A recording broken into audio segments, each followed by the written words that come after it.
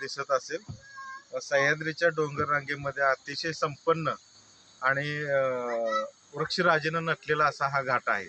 आपण खरं तर अनेक घाट बघतो, परंतु आंबा घाट हा एक वेगळा आहे.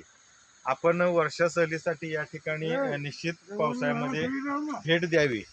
एकूण जवळजवळ सह्याद्रीच्या डोंगर रांगेमध्ये अनेक घाट आहेत. अगदी तामिनी घाट असेल, करूळ घाट असेल, अणुस्कुरा असेल, आंबा घाट असेल. तर आंबा घाटाचं वैशिष्ट्य असं की कोल्हापूर आणि रत्नागिरी जिल्ह्याला जोडणारा हा ऐतिहासिक घाट आहे. आणि या घाटामध्ये आपण पाहत असताना अतिशय निसर्ग आणि डोंगररांगा, सह्याद्रीचं वैभव हे आपल्याला या ठिकाणी दिसतंय.